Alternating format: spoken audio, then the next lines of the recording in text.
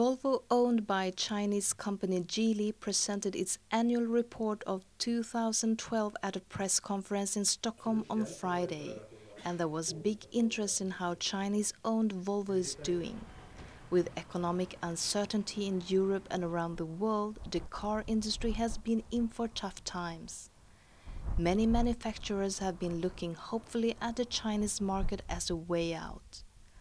According to the report, Volvo managed to break even, which is also the expectation for next year.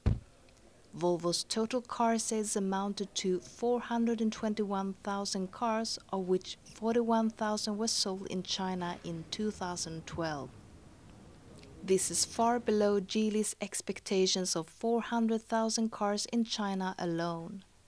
So while China was Volvo's biggest market in April this year, it is still far below expectations. Geely's chairman Li Shufu has announced that to boost sales in China, Volvo needs to be adapted for the Chinese market and become more luxurious. Cars. We need cars that are valuable, attractive to our customers, and they should be a bit more higher in cost than an average car. Also, some models have to be more luxury. I mean, if you look at cars for executives, long wheelbase sedans, they of course have to be much more elegant inside, and they should not resemble a Scandinavian family car. But establishing an internationally known brand in China is not without problems. With Geely's purchase of Volvo, 3 new factories situated in China came as a condition of the state-supported financing arrangement.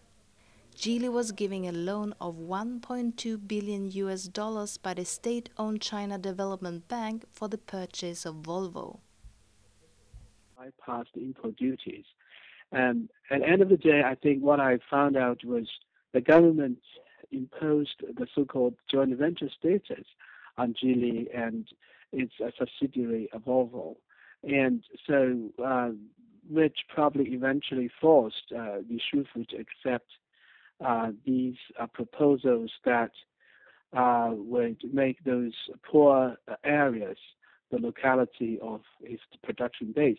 And you're right, I agree with you. Those productions are scattered across the country, and they are far away, frontier, nowhere, close to nowhere places, which would make Geely's production logistically challenging, and also call into question of the government's sincerity with Geely's growth.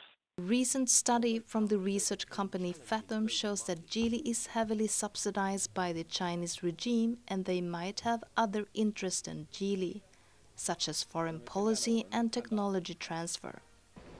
We will keep our technology in the Volvo group. So I mean, in our China operation, we will produce Volvo cars in what we are now establishing as a joint venture, and we will be very careful in transferring the IP. The Volvo acquisition is the first time a Chinese company has bought an internationally known car manufacturer, and the car industry is understandably following the issue with keen interest. Cecilia Samuelsson, NTD News, Stockholm, Sweden.